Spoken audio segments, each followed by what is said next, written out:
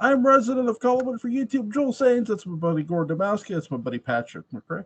We're here to review the movie Kiss Me Deadly, recommended by Gordon. I watched this today for the first time, and it is really, really, really good. Great movie. I have a lot of questions. They film a lot of this in California, or all of it in California, pretty much. So, well, first of all, why'd you pick this movie, Gordon? Well, for a couple of reasons. First is I'm a big fan of Mickey Spillane, the writer, whose novel provided this background. So I wanted to do something a little bit noirish. I figured after doing Planet of the Apes for 5 podcasts seemingly straight, it might be good to change it up a bit. And what I like about it's also noir, which I'm a big fan of. And what I like about, and I think I also wanted to see a movie where this is an intense movie. And I think I've been thinking a lot about something I read a while ago where it's like there are very few degrees of difference between Gothic and noir in terms of shadows, lighting, moral ambiguity. And I thought it would be good to just kind of see it, and whether we agree or disagree if that's the case. And plus, I think Mickey Spillane is one of the I think probably one of the best noir / hard-boiled writers out there.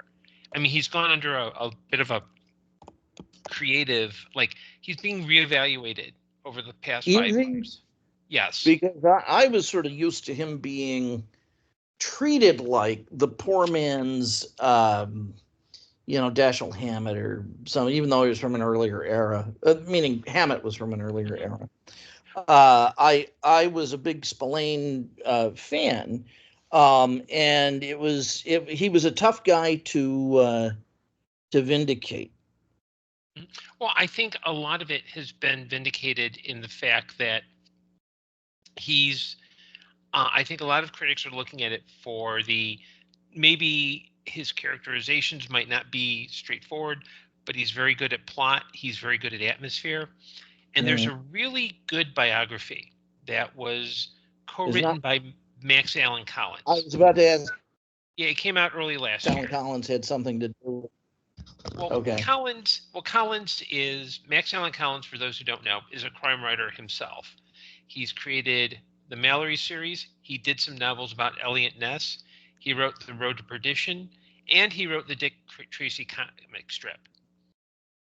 And so he's the executor. He's the guy who, when Spillane was close to passing away, Spillane told his wife, "Get all these unfinished manuscripts to Max. He'll know what to do with them." And I think this biography is interesting. And don't worry, Joel, we'll get to the movie in a second. Yeah, but it's interesting because all the kind of stories that rose around Spillane, some of which he kind of proposed, really aren't true. I mean, this was a guy who, even though he said, "Yeah, I'm just a writer, I'm not an author," that he saw it as a job and not a craft. He had it in spades.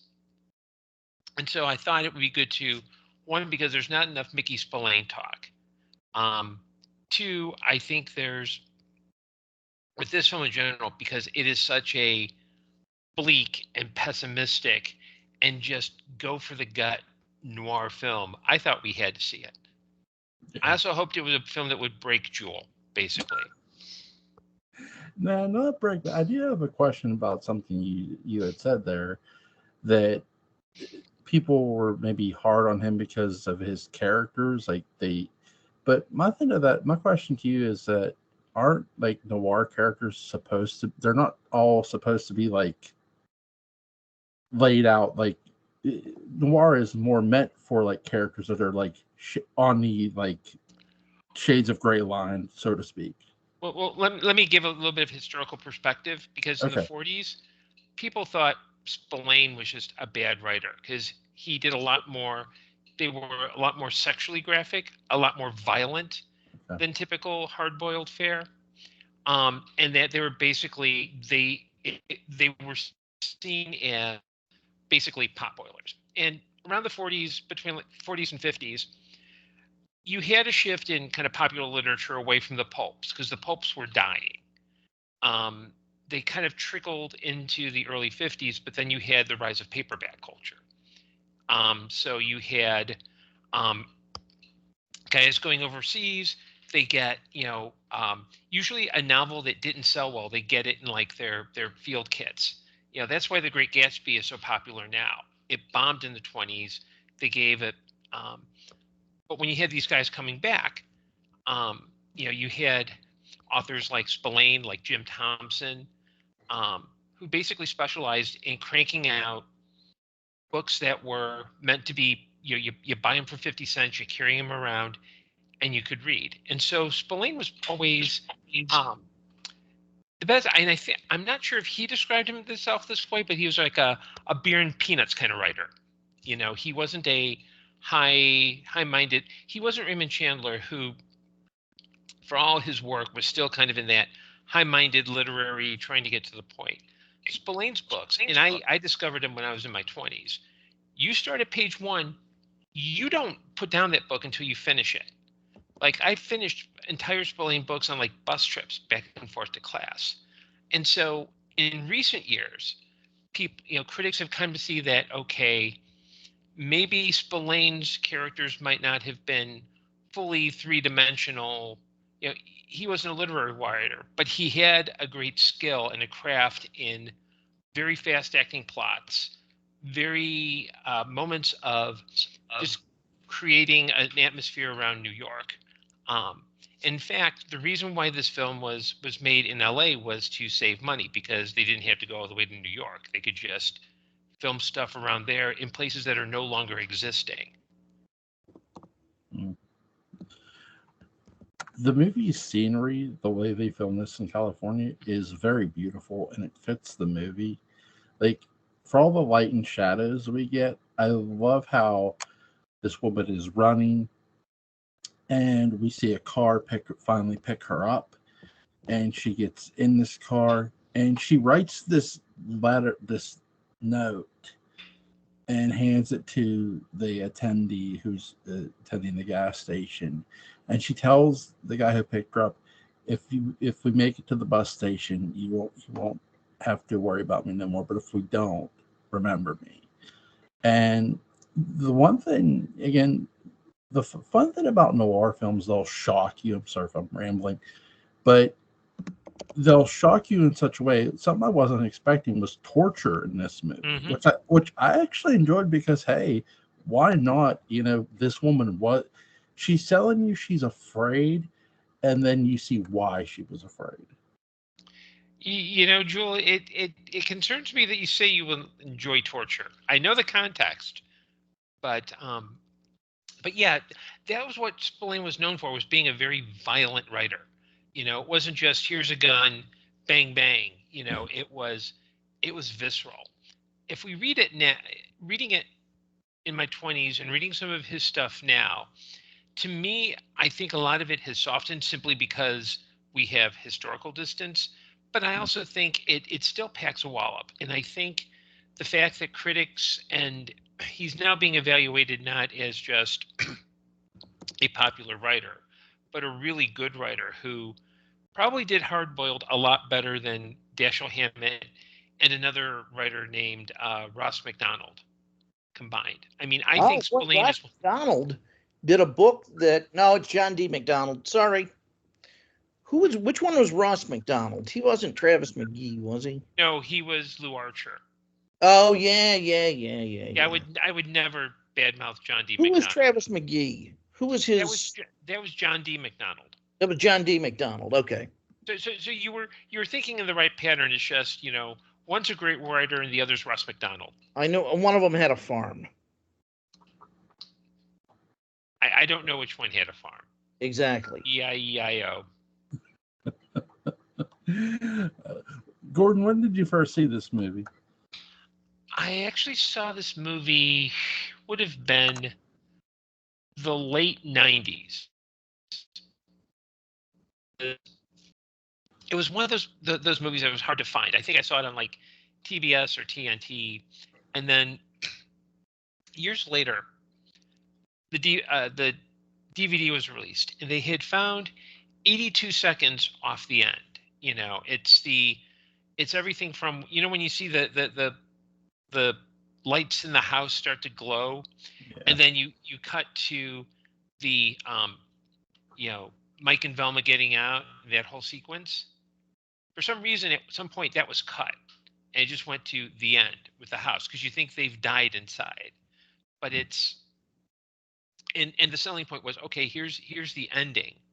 And then I luckily caught it a few years ago before we saw it here, on the Criterion Collection DVD, which had the entire film, which is one worth purchasing. But and I love this film because it's got that, it's very much of its time in terms of the paranoia and the subject matter.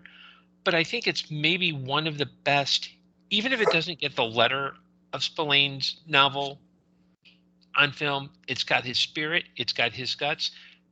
This is the kind of movie that I think a lot of so-called crime films wish they were, and they're not. I mean, there's just a tautness and a tightness, and just, you get the sense that it's just this relentless drive that I love about Spillane. Patrick, when did you first see this movie? This morning. I had never seen it before. I was, obviously I was familiar with Spillane, but it was I started out, and I think when I was a kid with like one of the Tiger Man novels, and it might have been Death Dealers or something. And then, of course, I went right for, Dogeron Kelly, which was a later character that Spillane kind of had because of these covers, these incredibly salacious covers, and titles as well. Jewel, I challenge you to look up the 1972 Dogeron, the Dogeron Kelly novel. I challenge you to look this up and to describe what you're seeing on the screen. Dogeron Kelly. Dogeron. How do you spell that again? I'm sorry. Dogeron. Dogeron. Everyone knows a Dogeron. Come on. Dogeron. You're not cool if you don't know Dogeron. Yeah. Okay. That's the cover. That's it. Yeah. That's yeah. By his then wife. Oh, was that his wife? Yeah, they later divorced, but Well, hey, all that Miller beer, Jewel, what do you make of this?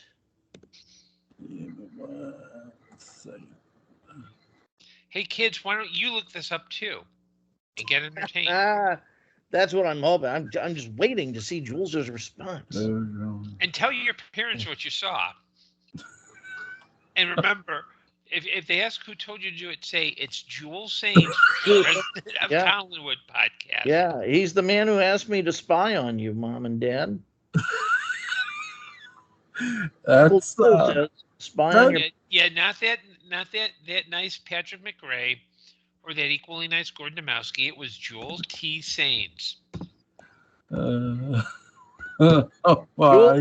put it in our chat stream. All you have to do is copy it. Oh my god.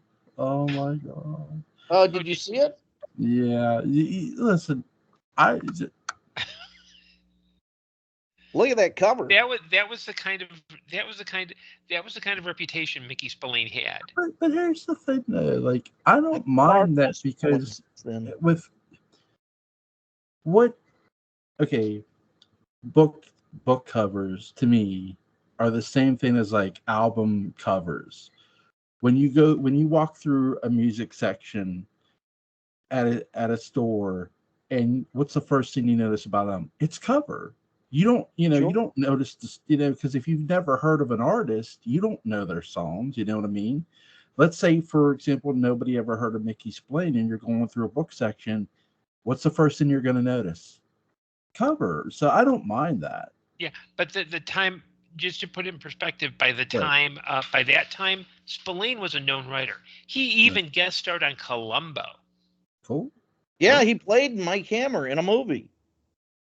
The Girl Hunters, 1963, both available via Tubi. Cool. So that's your homework assignment, Joel. I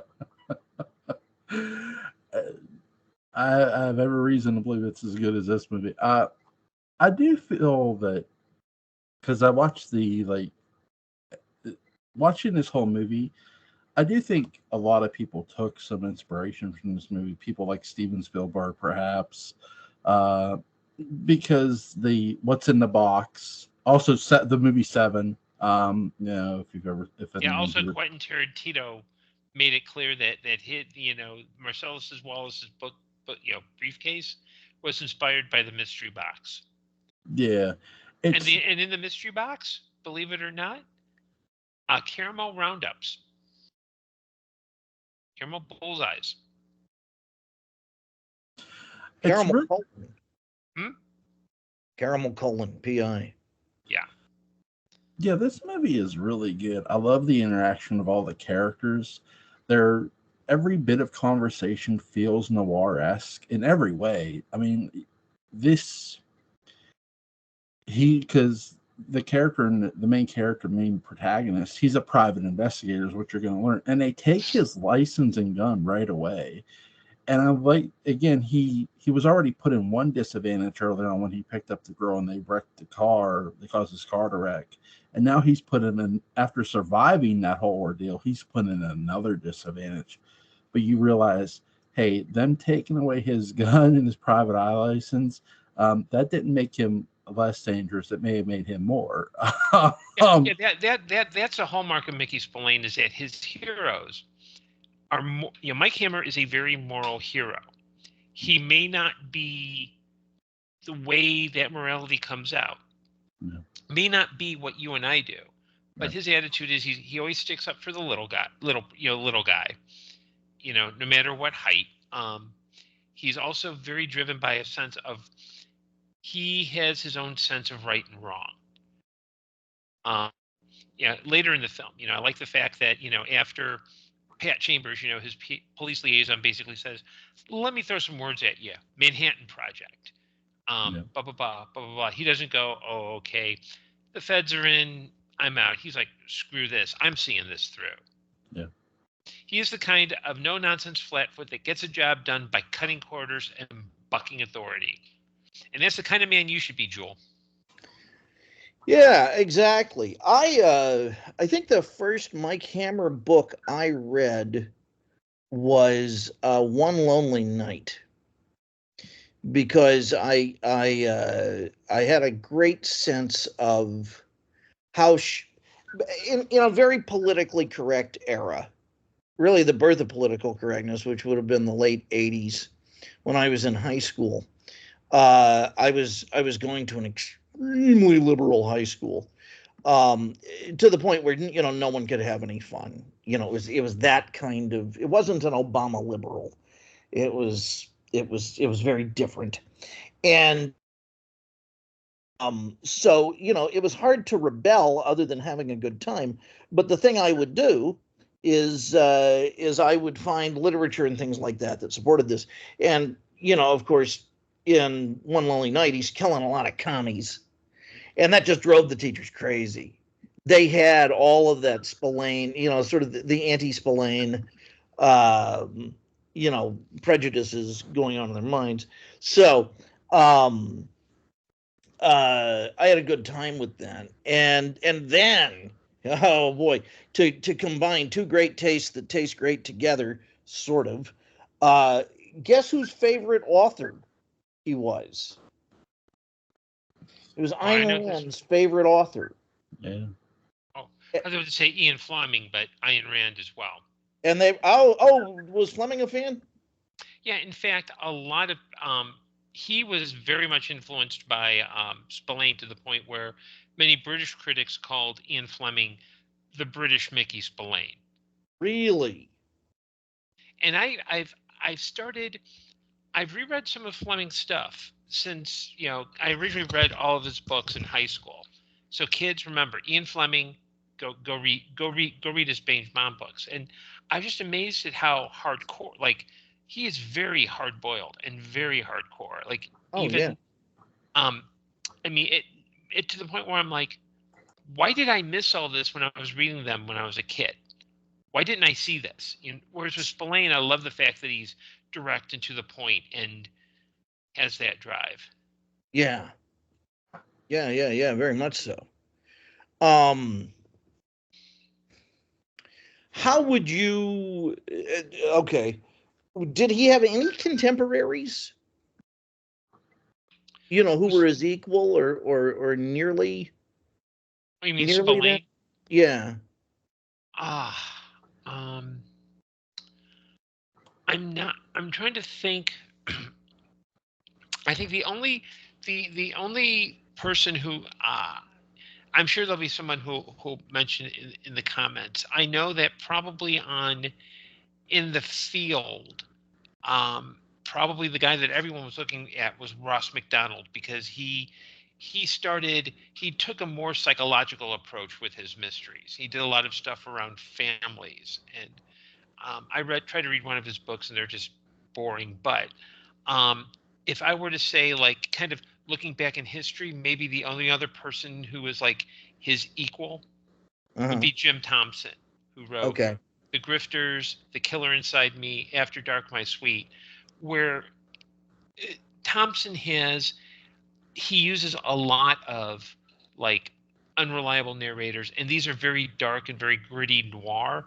But there's a great focus on how certain characters delude themselves or how characters perceive themselves. And there's a grittiness that I think Spillane shares. So at the time, I think they would have seen, like, Ross McDonald as his competition. But if I had to point out somebody else, and I'm sure that there will be people who will tell me I'm forgetting A, B, and C, but in my mind, like, Spillane and Thompson are the ones who really put noir and hard-boiled writing in literary form.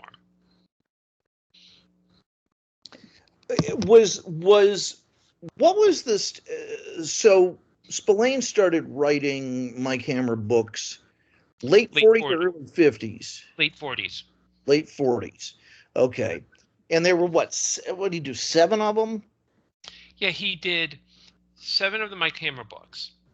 And then he stopped writing novels for 9 years. Some people think he stopped writing novels because he had converted to becoming a Jehovah's Witness. That's what I heard. Well, here's what happened. In his biography, Max Allan Collins found out that Victor Saville, the man who produced this film, and he had produced 2 other Mike Hammer films, and essentially Saville was being kind of a dick, excuse my language, but he was, Spillane was promised certain things, and he would, like, counter Spillane's wishes, but he had an option on any new novel that Spillane wrote for a set period of time. So Spillane just said he did what you would expect my Hammer to do. Oh, you think you're going to get one of me? Screw you.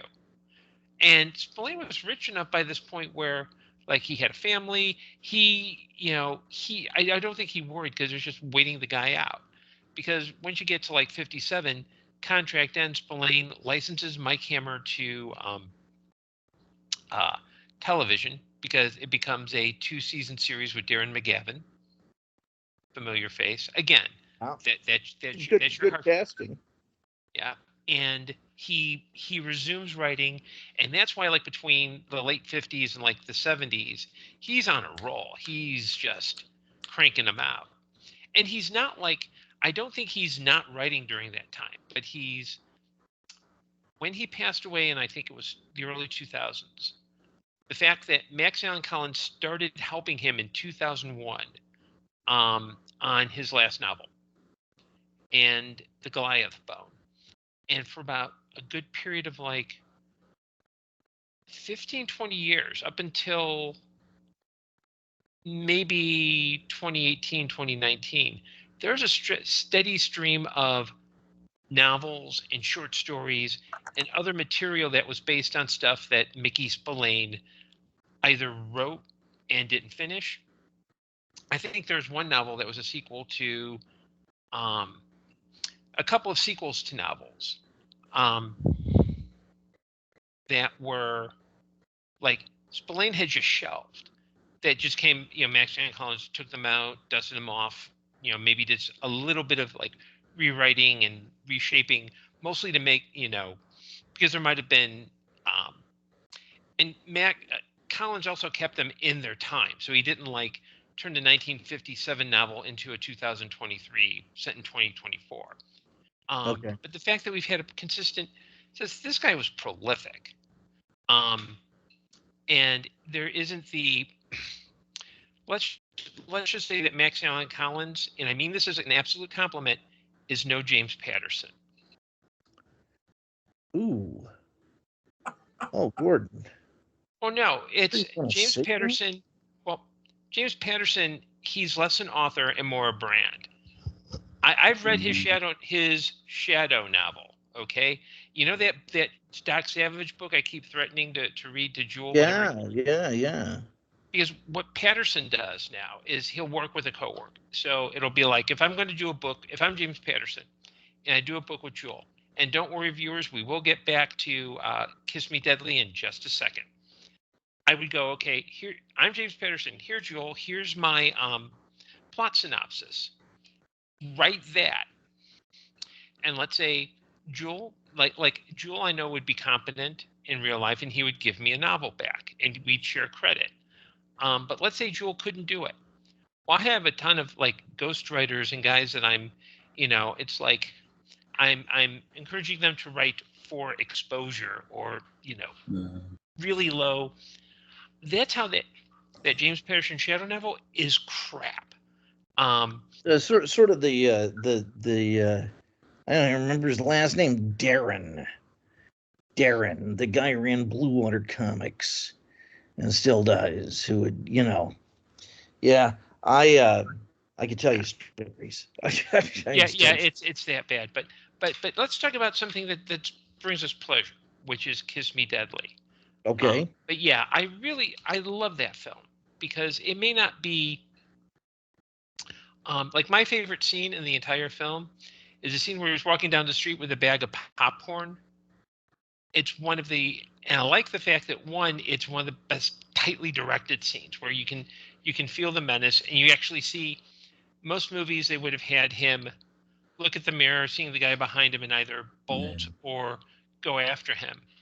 But there's this, he walks a little further, the guy, and then he throws the popcorn in his face and beats the guy up.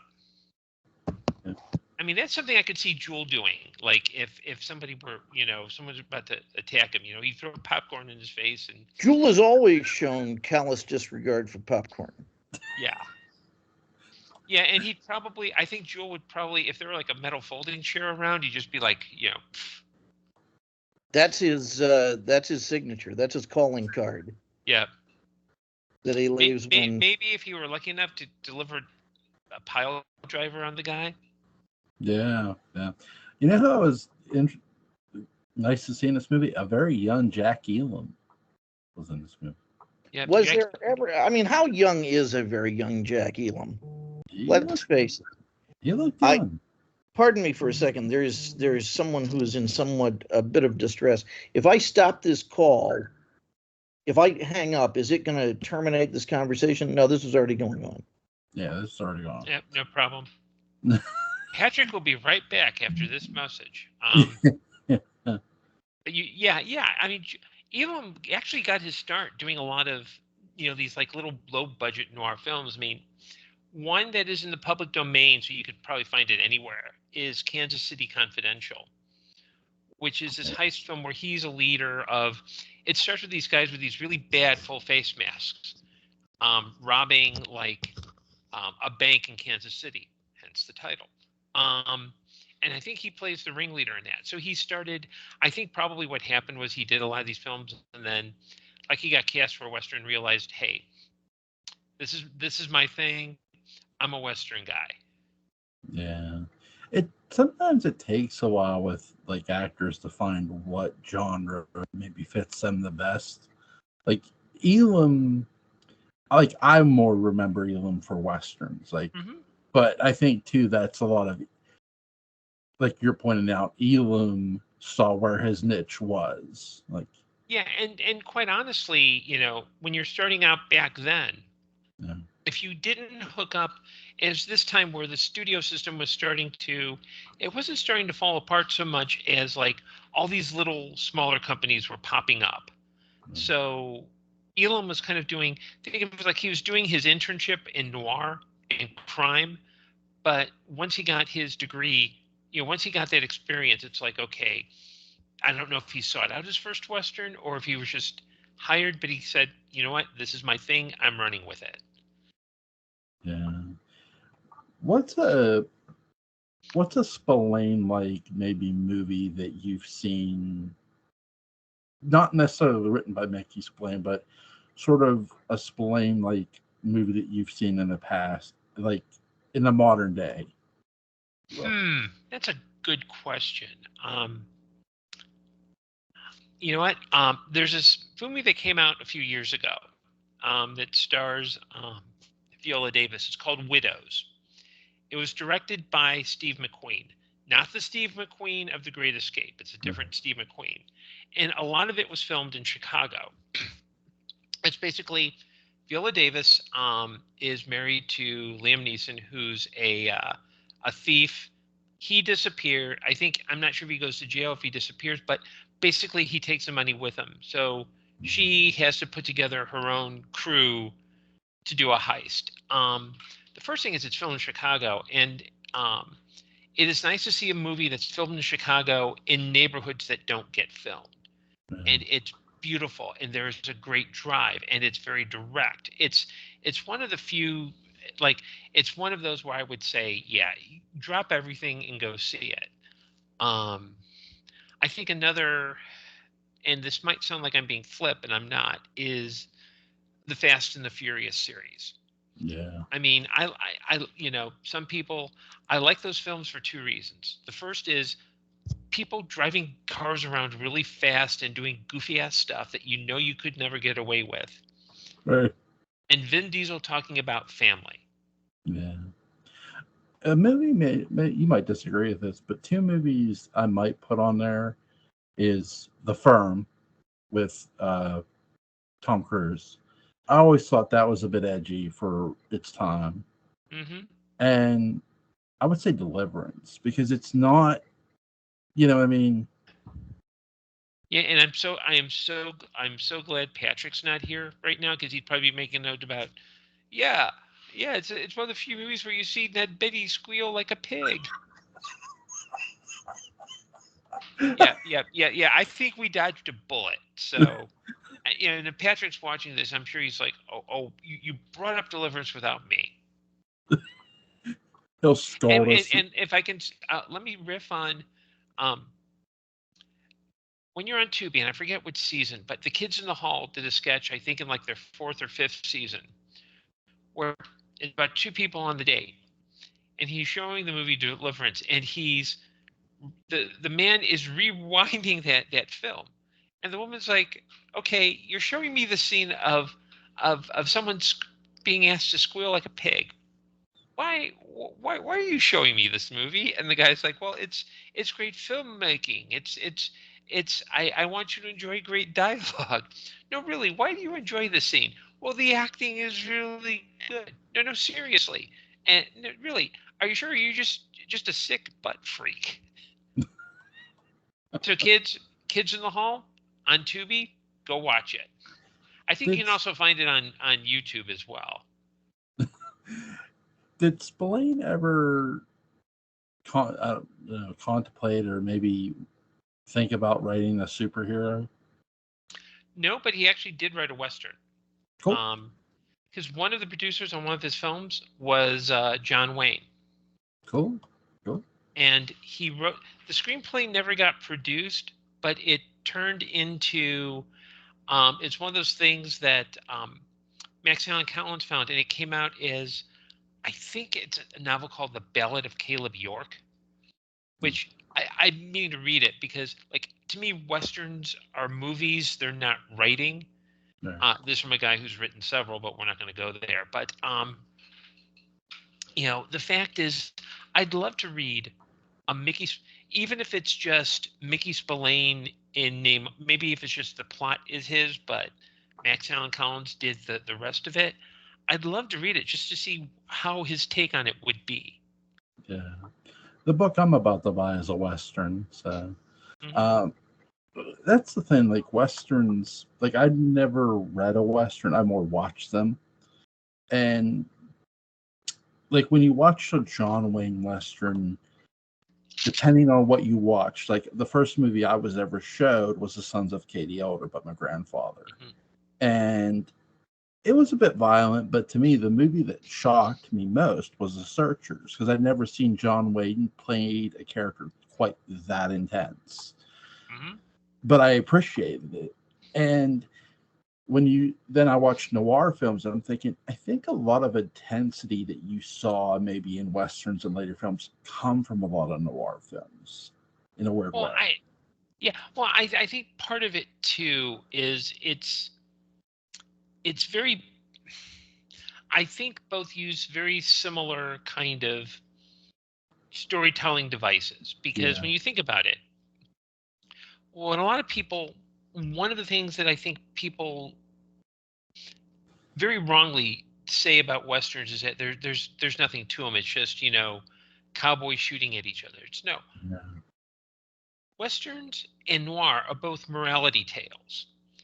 The difference is, I think, with Westerns, you can use very specific types of tropes and context, and it makes sense because ideally you're in what a lot of what some pulp scholars call the quote timeless West, unquote. Like, it doesn't matter what year it is, because you just know it's the West because you have those visual signifiers. With noir, you are using a lot of shadows. You're using a lot of contemporary reference, contemporary settings where, maybe I'm trying to think. Okay, like let's use an example of a Western that you've discussed, Shame. Yeah. The idea of a gunslinger that does not want to use their gun anymore. Yeah. But has to protect, a town and his young boy. All you have to do is turn it into, let's say, a soldier who doesn't want to use his gun, who's trying to just live his own life. You set that in, like, say, post-war New York or post-World War II Chicago. You've got noir. I mean, the only real difference is the setting and the direction. The direction. Like Westerns tend to be more brightly lit. The fact that you could do, or let's use another movie. Rio Bravo. Yep. Was remade into Assault on Precinct 13. You could argue that Assault on Precinct 13 is the noir version of that movie. I mean, John Carpenter has said, yeah, that's what we were looking at. But they're two completely different movies. Yep, they are. Yeah, they are in every way. I mean, do I think Rio Bravo was a huge inspiration? Yeah, it was. I mean, Carpenter, I think has said that. I think too, like with this movie, the main protagonist really does a great, because he doesn't. It's not like when you first meet him, he's looking to pick somebody up. He just decides to help this girl, and he picks her up, and then once they start driving, and then he gets involved and they wreck his car. Then he's on this quest for, okay, I'm going to find out what happened to this. I'm going to find out the truth, and I'm going to get these people. And not necessarily by law, mind you, but he's going to get them his way, like you said, by hook or crook to a degree. And it makes you appreciate the movie that much more, because oftentimes, even with noir and westerns, it's not always about law enforcement involvement or the law getting their man. Yeah, it's there's a line that Robert B. Parker wrote, and I think it's in one of his westerns, because he wrote hard-boiled mysteries, but he also wrote westerns. And the line goes, "There's justice, and there's what's right." Yeah. Wait, I think the word of it, there's justice, and then there's what's right, and sometimes the two aren't equivalent. I think I'm misremembering that line because it doesn't make sense to me. Or actually, maybe it's like there's what's legal, and then there's what's right, and the two don't always agree. Understanding that in the West it was, and it's great that they said it California, because in the West there's the assumption that it's the great frontier. Yeah. Sometimes you have to, if you are in a place where you don't have supplies, you don't have, you don't necessarily have the legal behind you. You got to make your own justice. I mean, HBO mined like 2 seasons in a movie of a show called Deadwood, which is all about a town in South Dakota, which is, they basically, one of my favorite series, Al Swearingen Forever, yeah. Side note: if there's ever a new Dark Shadows, we got to get Ian McShane to play a role. We do. We need to get him and John Noble. The rest of the cast, whatever, but those two need to be in it. But back to our Mickey Spillane. And Joe, it's actually great because we're actually having a, I'm sure that if Patrick's watching this, he's like, oh man, you had a great, why couldn't you talk about Deliverance some more? Come on. Why couldn't we play squilling sounds and sure. No, don't worry, Patrick. You know, there's just brotherly affection here. Right. I do think, like, it's nice to watch a noir. Noir films are so good to watch because, one, they're always edgy for the most part, whether it's not just the protagonist, because the protagonist is going up against just as an edgy antagonist. One of my favorite noir, I classify as noir, is Night of the Hunter. Oh yes, that is a good movie. Which Robert Mitchum is just such a piece of work, in that movie. And this movie, like, it reminded me of it in a way where you got that deep edge of both characters going. And I love how the guy goes into, where the main protagonist goes into the rich guy's like guest house or something, and the one guy goes in there and he knocks him out, and the protagonist knocks him out cold. It's like, I mean, noir can get nasty, and I think it's one of the things that I think Spillane got pilloried for, but I think I think this is kind of his genius. I mean, if you, without getting a little bit too into weeds, you look at the evolution of hard-boiled writing. You've got Hammett, and Hammett is the guy who, there's all these stories about, British people drinking tea and solving puzzles, and Hammett's like, no, that's not how crime happens. Crime is about, people getting down and dirty, very basic emotion. That's fine. Then you get Chandler. Chandler's like, I can take this kind of raw, stripped down language and work with it. But his character is a knight errant, down these mean streets, a man must walk, neither tarnished nor afraid. There's still a little bit of, and Chandler was always a little bit pretentious. I mean, he's good at dialogue. I mean, Double Indemnity, you can tell it's a strength, but he's not good at plots, and he's also not good at, and I love Chandler, but he can be a little full of himself because he doesn't really, he's still the lone detective kind of climbing the social ladder. He may have touch points, but there's always a sense of distance. With Spillane was like, hey, look, my lead character is going to do what's right. You never see him take a case for money. And in this, this is a perfect Spillane setup. He's not doing it because this woman said, here's $100,000, protect me. Yeah. He's just picking up someone off, and the fact that this woman who's only wearing a coat telling him to remember her, and that starts the whole chain reaction where he's in another room and they he's in the hospital. It becomes personal, and throughout the film there are these moments where he's kind of reminded, like, and the film, unlike the books, kind of set him up as being a bit sleazy. He's a but you don't really care about that because, quite honestly, first, a dude's got to eat, but secondly, you don't watch a movie like this to go, geez, he should have made some better life choices. You watch this film because he's basically like, and that's Spillane to a T. It's like he's doing what's right at great personal cost. He's doing what's right to be protective of someone who didn't deserve to die, and later to Velma, who in the books they're much more of a couple. Like, she's the one who really knows him. But it's almost always unconsummated because he's off, flirting and cavorting with other beautiful women. But that's the great thing about this movie. I mean, it's a lot. I mean, it's actually in the National Film Library of Congress. It's one of those, like, culturally relevant movies, but it is such a great. It's one of those films that you can't just have this movie on and, like, be doing, like, folding laundry. No. You got to watch this. And that's what I'm telling you kids out there watching on YouTube. Sit down and watch it from beginning to end. And go look up Dozier Kelly and show your parents that picture. And you can tell them that Joel T. Sane sent you. I might tell them that on Facebook.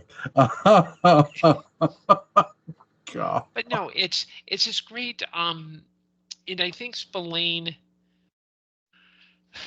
I think for a while, like, I know in the 70s, as a kid, and Patrick would probably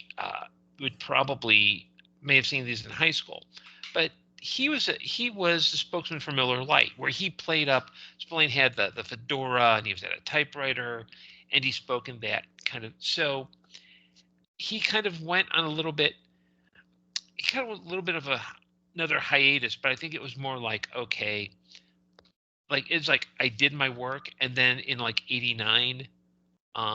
Late 80s, because I know part of it was that his house in South Carolina had been destroyed in a hurricane. Oh, wow.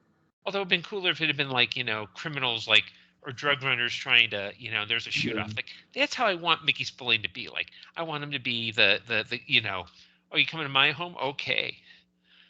Hey, look, let me introduce you to my friends Smith and Wesson.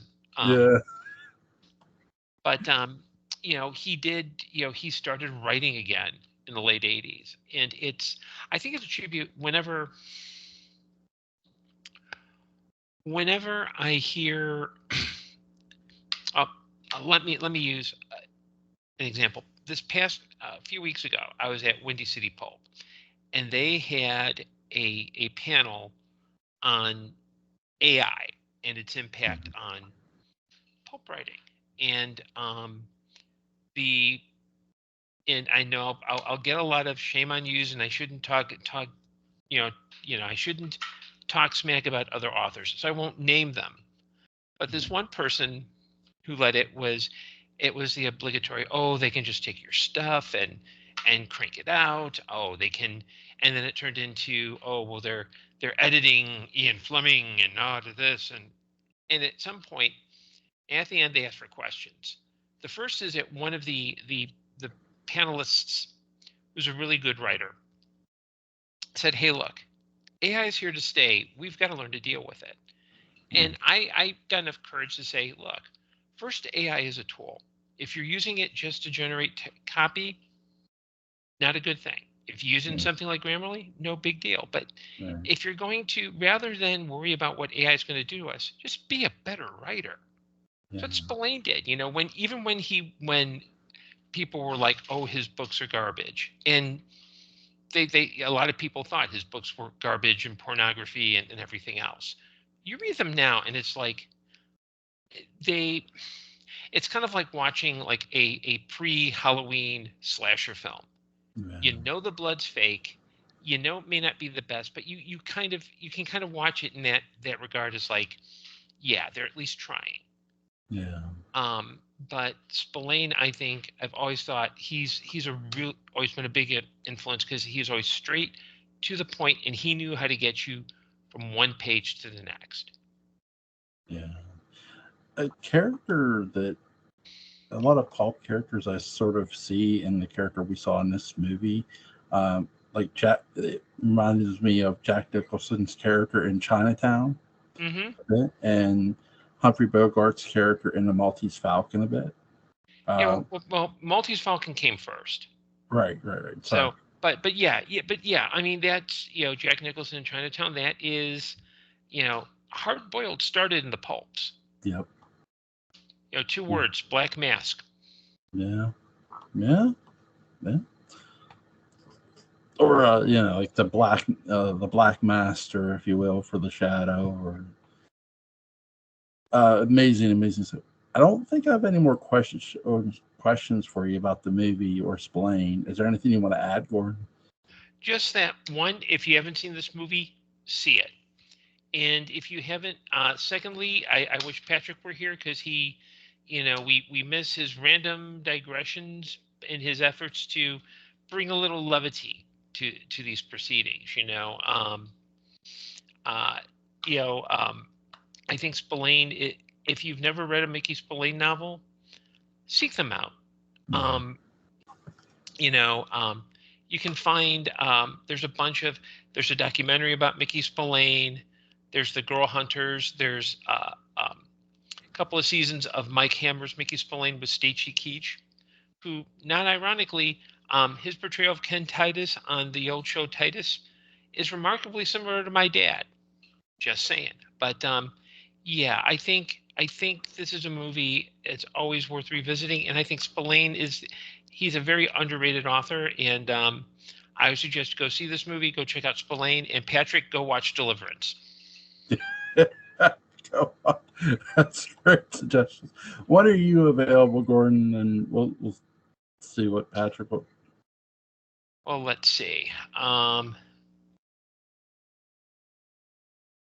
am available Thursday night. Okay.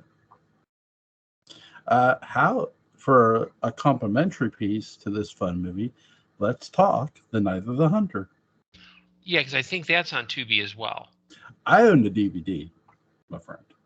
Yeah, and I think there is maybe the DVD at the library. So, yeah. And then I think Friday we're doing the House on Haunted Hill double feature. Yeah, we're doing the House on Haunted Hill double feature. A fun. Yeah, well, we're gonna see the good House on Haunted Hill and the not so good House on Haunted Hill, and we're gonna let you decide which one's the good one. And you know what? We're gonna actually. I think we should by Friday. We got to figure out a way. I think we should make Patrick wear a bunny suit, just for the hell of it. I was noticing. No, just kidding, Patrick. Just kidding. I was noticing something about like the different, not just the difference between the movies, but the different, going back and rewatching both, the difference between obviously Vincent Price's character and Jeffrey Rush's character, and the difference between the two Pritchards. It's like, because there's a comedian who plays Pritchard in the remake, and it's like they make him a bit of an alcoholic, and he's like he's annoying a bit to a degree too. It's like, Jesus, oh my god!